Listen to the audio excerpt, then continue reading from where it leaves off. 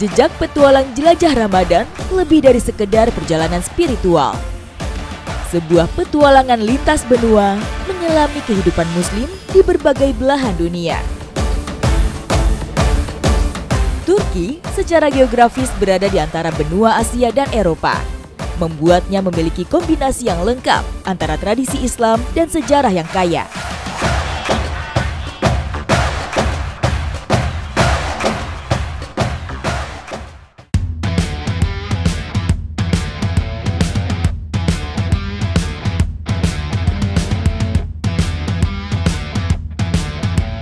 Kapadokia, wilayah di tengah negara Turki ini memiliki bentang alam yang khas, lengkap dengan situs bersejarah dengan desain bangunan khas tempo dulu.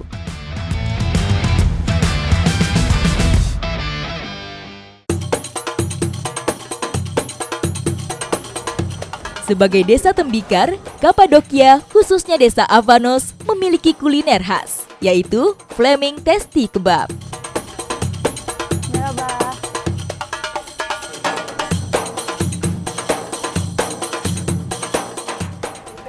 Masih di Avanos, kali ini saya mau berbuka puasa dengan hidangan khas yang wajib dicoba kalau kita lagi ke Kapadokia, yaitu Flaming Tasty Kebab. Ikuti jejak saya, jejak petualang.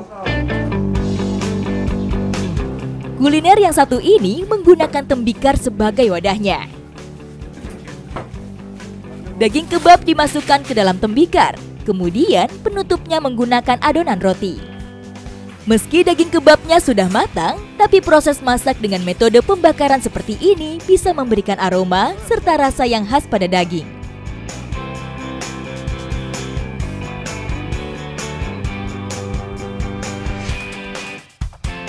Wow, ini dia Flaming Tasty Kebabnya udah datang. Wow. Oh, nih gimana cara makannya nih? Masih berapi-api. Wah, ini unik sekali sih. Untuk menikmatinya, tembikar lebih dulu harus dibuka agar bisa menikmati daging kebab. Momen yang paling ditunggu-tunggu nih. Wow.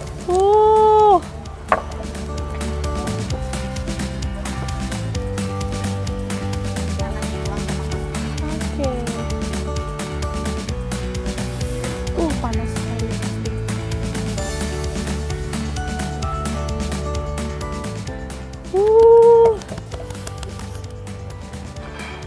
Çok teşekkür ederim. Wow, akhirnya nih. Ini juga masih panas banget ya. Nah, untuk Flaming Tasty Kebab, tasty sendiri berarti kendi dalam bahasa Turki. Jadi kalau teknik masak dalam kendi itu bisa mempertahankan cita rasanya yang khas dan juga suhu makanannya biar nggak berubah-ubah. Proses pembakaran yang lama tidak membuat daging di dalamnya menjadi kering. Ini berkat penutup roti di atas tembikar yang ikut menjaga kelembaban.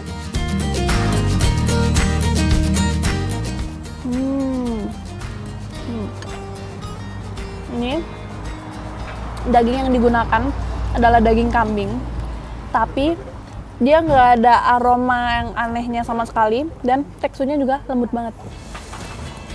Penggunaan tembikar sebagai wadah benar-benar berhasil memberikan aroma bakaran yang khas. Orang sini tuh kalau makan harus pakai roti. Dicelupin ke tasty kebabnya. Dengan adanya roti, yang jelas pastinya nanti lebih cepat terasa kenyangnya. Dan lebih awet juga rasa kenyangnya. Di belahan Turki manapun, roti dan kebab memang hal yang tidak bisa dipisahkan. Dan sebagai pelengkap, menyantap makanan Turki juga selalu dilengkapi dengan salad. Penggunaan tembikar dalam hidangan Flaming Tasty Kebab selain menjaga kelestarian budaya juga untuk menarik wisatawan supaya datang ke Kapadokia. Ikuti jejak saya, jejak petualang.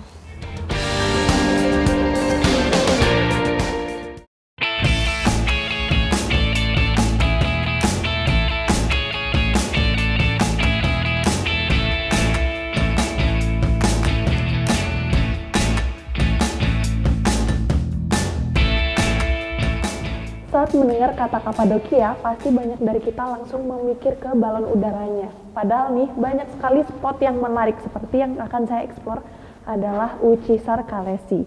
Ikuti jejak saya, jejak petualang. Dari luar, Kastil Ucisar terlihat seperti batu tinggi dengan lubang-lubang di berbagai sisi. Tapi begitu saya masuk ke dalam, saya seperti memasuki dunia dongeng. Sangat mirip dengan rumah-rumah peri atau kurcaci di cerita fiksi.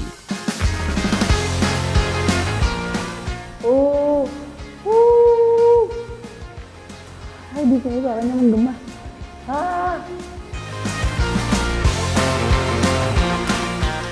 Kastil yang digunakan pada abad ke-15 ini dulunya dihuni oleh pasukan Romawi untuk berlindung dari serangan pasukan Persia dan Seljuk. Di abad ke-15, wilayah Kapadokia merupakan jalur sutra, sehingga diperebutkan banyak kerajaan.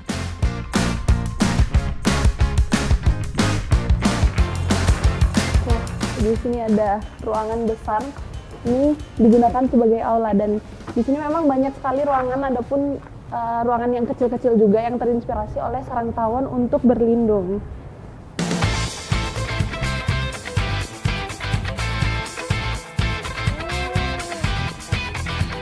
Selain ruangan untuk manusia, ada beberapa kotak-kotak kecil di dinding kastil yang merupakan sarang dari burung merpati.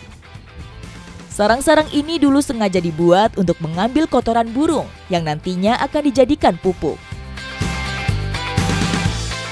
Hari ini memang kondisi anginnya lagi kencang sekali. Ini cuacanya cerah tapi anginnya benar-benar kencang. Apalagi kalau di dalam gini karena ada lubang kecil jadi semakin berasa. Jadi anginnya itu terpusat semua.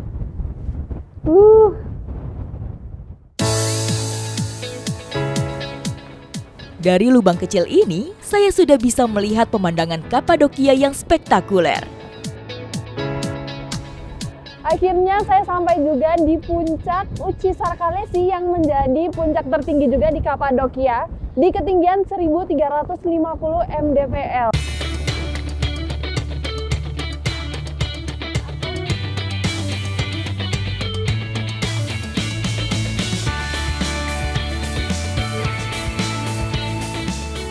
Dari atas ini benar-benar terlihat banyak sekali lubang-lubang yang memang sengaja dipahat untuk menampung air. Selain balon udara, Kastil Ucisar adalah situs bersejarah yang menarik untuk dieksplor saat berada di Kapadokia.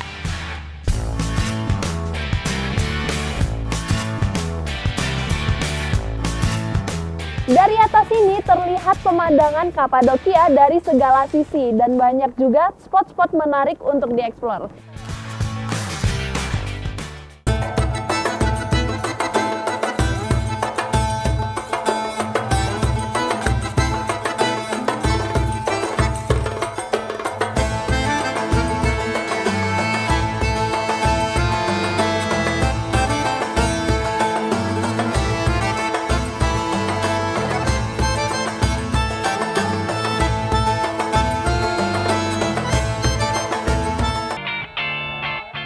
Dari gerbang awal masuk daerah ini, saya sudah disambut dengan deretan penjual tembikar. Tanah liat ini berasal dari Sungai Merah atau sungai terpanjang di Avanos. Warisan leluhur sejak 4.000 tahun lalu ini masih terus dijaga, bahkan dikembangkan oleh generasi terbarunya.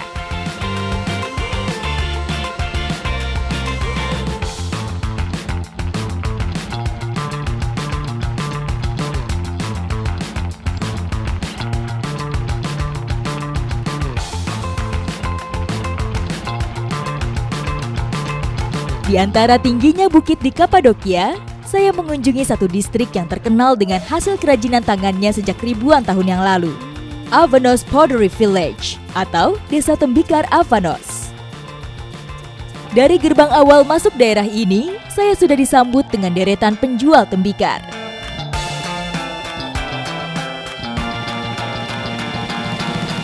Merhaba.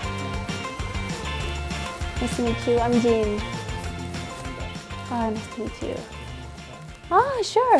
Wah, Ini saya baru masuk ke tokonya, ini langsung amazed karena dia underground gitu dan banyak sekali hasil-hasil tembikarnya. Dan ini saya baru masuk, tapi langsung tawarin, jadi saya mau simpan dulu. Tanah liat ini berasal dari Sungai Merah atau sungai terpanjang di Avanos. Warisan leluhur sejak 4.000 tahun lalu ini masih terus dijaga, bahkan dikembangkan oleh generasi terbarunya. Bukan hanya tembikarnya, tetapi detail lain khas Turki lengkap menjadi ornamen toko ini. Hal ini memacu imajinasi saya untuk dapat membuat tembikar yang cantik. Jadi ini saya langsung mencoba tanpa ditunjukin dulu kayak apa bikinnya, tapi diberi perintah. Jadi ini kakinya sambil didorong-dorong karena ini manual ya. Ini cukup sulit sih bagi yang pertama kali. Oke, press more. Sebagai pemula, saya akan mendapatkan bantuan untuk membentuk tembikar dengan baik. Rencananya, saya akan membuat vas kecil komplit dengan lukisannya.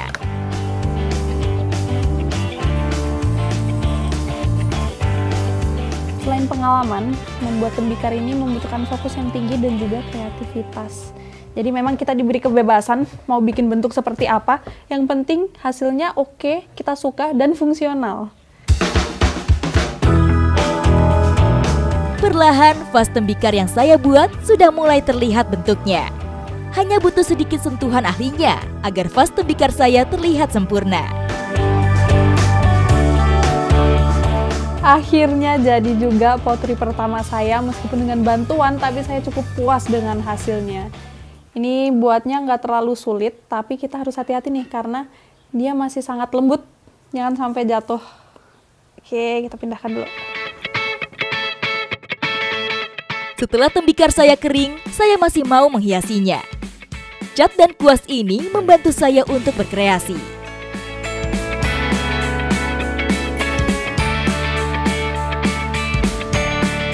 Tembikar ini macam-macam cara menghiasnya. Ada yang polosan, ada juga yang dihias, dilukis dengan kompleks seperti di belakang saya nih. Bagus-bagus ya. Nah, jadi saya udah menyiapkan cat. Saya juga mau melukis.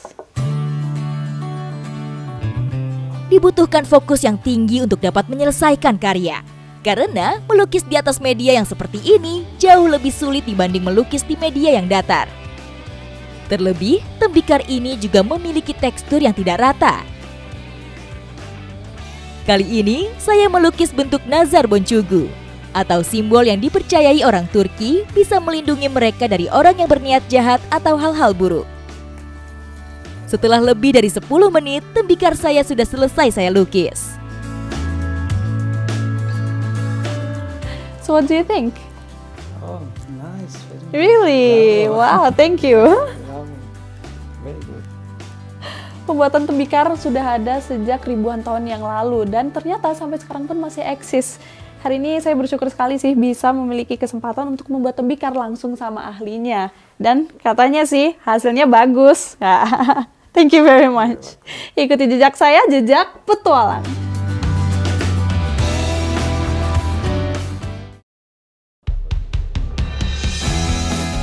Satu identitas yang melekat pada Turki adalah sebagai penghasil karpet terindah di dunia. Pamornya yang kian hari kian melejit membuat karpet Turki terus meningkatkan kualitasnya. Hal itu pula yang membuat karpet Turki menjadi karpet yang termahal. Kapadokia terkenal sebagai salah satu pusat pembuatan karpet tenun tangan. Dan seperti yang kita tahu, karpet Turki memiliki kualitas dan juga nilai seni yang tinggi. Nah, sekarang saya sudah berada di Bazar Elidort untuk mempelajari sejarah dan juga cara pembuatannya. Ikuti jejak saya, jejak petualang. Di masa kini, tidak banyak pengrajin karpet manual di Turki. Untuk lebih tahu tentang karpet Turki, saya memulainya dengan melihat proses pembuatan benang yang terkenal sangat mahal.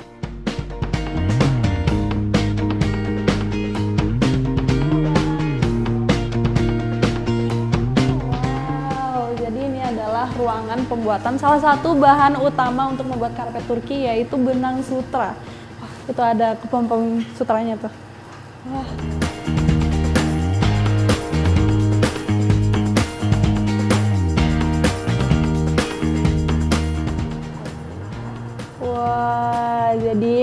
seperti ini proses pembuatan benang sutra dari kepompongnya.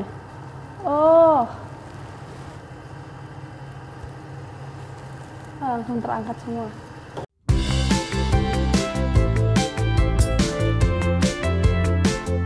Jadi setelah dimasukkan ke air panas dan sudah terangkat semua serat-seratnya, ini dimasukkan ke air dingin supaya bisa ini dimasukkan ke air dingin supaya bisa lanjut prosesnya. Dan ini dari satu kepompong aja bisa dilihat ya setipis apa benangnya.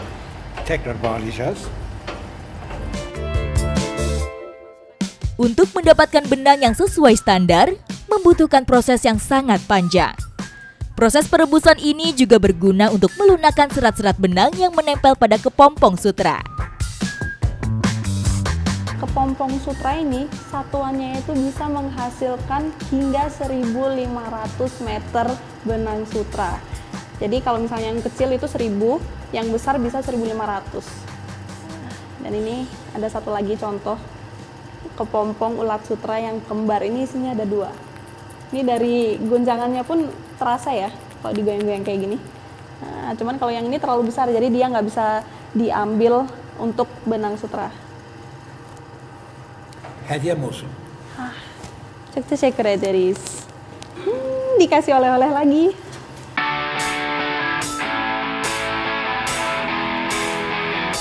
Dari sini saya tidak heran kalau harga karpet Turki berbahan sutra memiliki harga yang fantastis.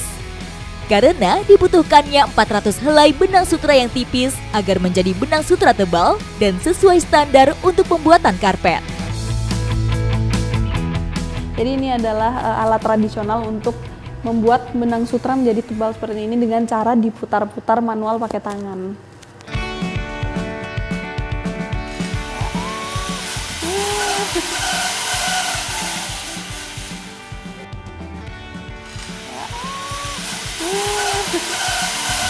Setelah melihat proses pembuatan benang, mata saya tertuju pada warna-warni benang yang sudah siap dipakai.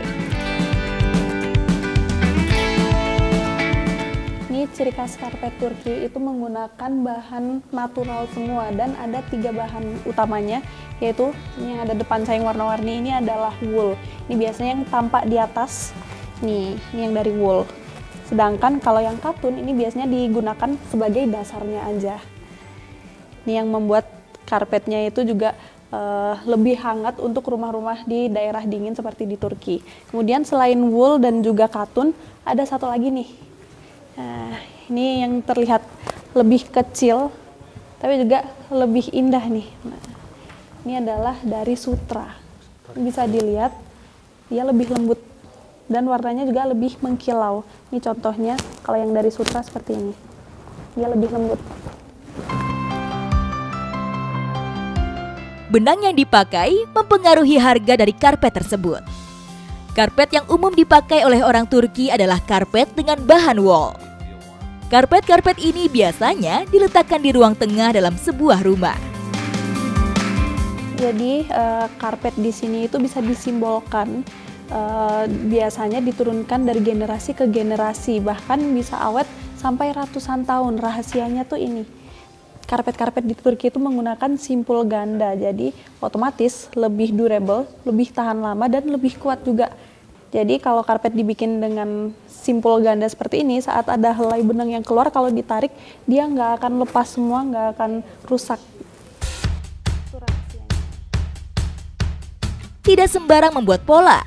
Turki sebagai negara yang mayoritas masyarakatnya adalah Muslim, lebih memilih menggunakan motif hewan dan tumbuh-tumbuhan. Hewan dan tumbuh-tumbuhan yang dipilih juga merupakan bagian dari identitas Turki, seperti bunga tulip yang merupakan bunga yang berasal dari Turki. Setelah berkeliling, pandangan saya terpaku pada pengrajin karpet. Saya diberi kesempatan untuk mencoba, jadi langsung aja nih. Excuse me. Oke. Wow, this is very complicated. Yeah, definitely. This is just part of that old carpet. Now she's gonna show, or she will help you Yeah. to make the double knot. Ama bir yardımcı olayım. Ini sebuah momen langka, karena tidak semua orang awam bisa mendapatkan kesempatan untuk mempelajari secara langsung membuat karpet Turki. Perlahan saya perhatikan cara membuat simpul ganda yang terkenal ini. Jadi ini saya lagi diajarin teknik membuat karpet menggunakan simpul ganda. Dan ini ternyata dilakukan itu satu persatu.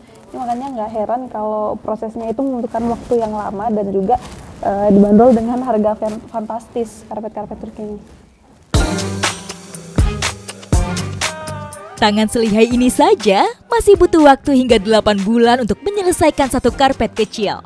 Karena ketelitian merajut tiap helai benang sangat dibutuhkan. Bahkan saya perhatikan tidak ada benang yang terbuang begitu saja. Ini benar-benar dibutuhkan fokus yang tinggi. Kita juga harus telaten, harus bisa membaca pola-pola yang ada di depan kita ini. Dan tidak melulu karpet ini digunakan sebagai alas di dalam rumah. Tidak jarang ada yang membeli karpet Turki hanya untuk menjadi pajangan di rumah. Wah, ini saya dikasih benang woolnya untuk karpet Turki loh. Wah, ini lumayan nih, warnanya cakep banget ya. Coba saya ederim. Selesai membuat karpet, saya diajak untuk melihat-lihat karpet Turki yang sudah jadi. Jadi pada dasarnya karpet Turki itu memiliki dua pola utama, yaitu pola floral dan juga pola geometrikal. Dan dua-duanya ini berasal dari inspirasi yang berbeda nih.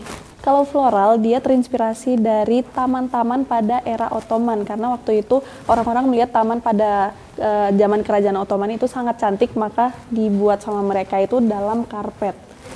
Sedangkan kalau bentuk geometrikal ini dia terinspirasi dari saat manusia nomaden ribuan tahun yang lalu, karena pada zaman dahulu apa yang orang nomaden lihat itu yang mereka gambarkan. Awalnya, karpet Turki banyak dipengaruhi oleh orang Yunani di abad ke-16 dan abad ke-17. Di era itu, karpet Turki dikenal sebagai permadani Ottoman klasik, karena banyak dipakai oleh bangsawan di era itu. Dan ini ada satu detail menarik, ini ciri khas karpet di Turki. Nah, ini adalah bagian ujung yang diikat dengan tali berwarna-warni. Ini ceritanya pada ratusan tahun yang lalu di Turki, kalau misalnya ada cewek yang siap untuk menikah, maka cewek itu harus membuat semacam mas kawin, yaitu karpet, dan bagian ujungnya ditaliin warna-warni kayak gini.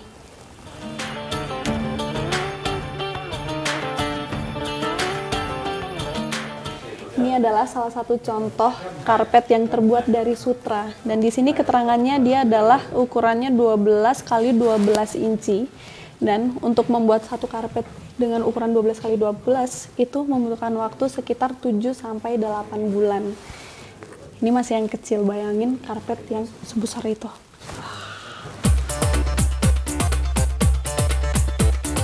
Masyarakat Turki memang terkenal dengan selalu menyelipkan sejarah serta budaya pada setiap karyanya. Dengan harapan, sejarah dan budaya ini dapat diteruskan ke generasi berikutnya, serta dapat dikenal oleh semua orang di dunia.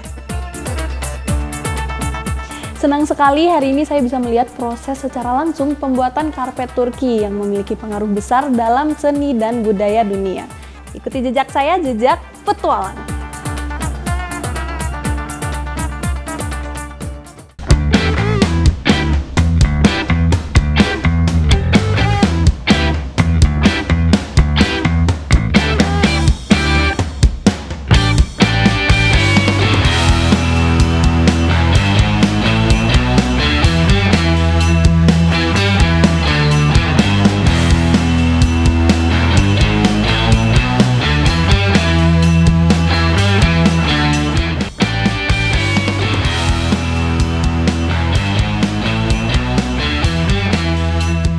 Masyarakat tradisional di distrik Meram, Konya menjadikan kuda lebih dari sekedar hewan ternak.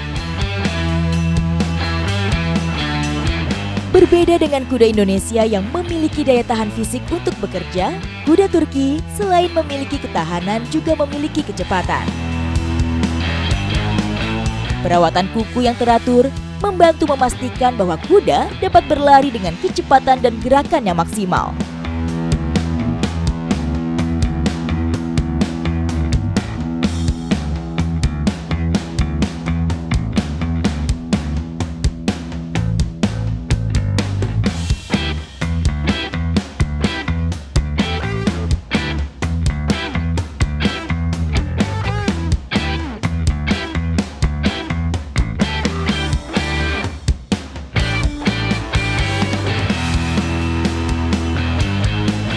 Dari Kapadokia, perjalanan saya lanjutkan ke arah barat daya menuju Konya. Masyarakat tradisional di distrik Meram, Konya menjadikan kuda lebih dari sekedar hewan ternak. Nah, di sini tuh kudanya bulunya tebel-tebel nih. Lihat ya. Hai.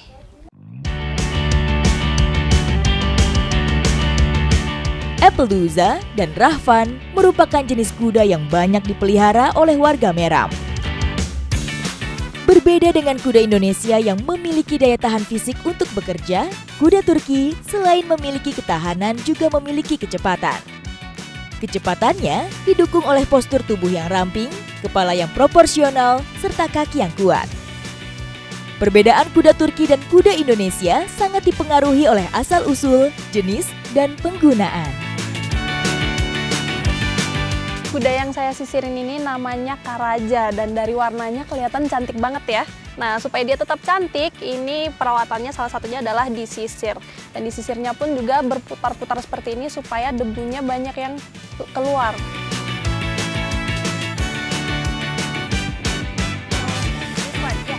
Menurut saya ini salah satu kegiatan yang cukup sulit ya, karena memang harus nenangin kudanya dulu. Dan kalau kudanya udah tenang, barulah dibersihin bagian bawah kakinya. Selain bulu, perawatan juga difokuskan pada kondisi telapak kaki. Karena kotoran dan benda asing yang menempel di telapak kaki dapat menyebabkan iritasi, infeksi, bahkan kerusakan. Setelah dibersihin, dicongkel-congkel bagian bawah tadi, nah sekarang kukunya ini diolesin dengan minyak supaya nggak pecah-pecah. Nah, jadi selain untuk estetika, biar kudanya juga tetap nyaman. Ini untuk kaki belakang saya agak ngeri ya, karena kekuatan kuda itu ada di tendangan kaki belakangnya. Jadi ini harus pelan-pelan supaya dia nggak sampai kaget. Perawatan kuku yang teratur membantu memastikan bahwa kuda dapat berlari dengan kecepatan dan gerakan yang maksimal. Jadi karena memang proses pembersihan kuda ini nggak sebentar, biar kudanya itu nggak ngambek, diberi kudapan. Ini si Karaja suka banget sama wortelnya.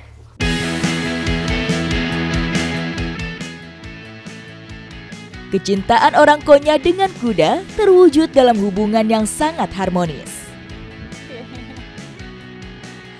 Jadi memeluk kuda ini untuk pendekatan dulu supaya dia nggak kaget dan takut sama saya, karena saya akan mengepang rambut dia. Jadi untuk mengepang rambut kuda ini hampir mirip-mirip dengan mengepang rambut manusia. Cuman bedanya kalau kuda ini kadang sifatnya seperti anak kecil, kadang dia ngambek. Jadi harus ada yang ngehandle satu lagi untuk megangin. Setelah kegiatan perawatan, kegiatan mengepang rambut kuda biasa dilakukan untuk membuat penampilannya lebih menarik. Oke, jadi ini kudanya udah sangat dimanjakan, olahraga sudah, pembersihan sudah, dan sekarang rambutnya juga sudah rapi. Jadi kuda-kuda ini siap untuk istirahat atau melanjutkan kegiatan berikutnya.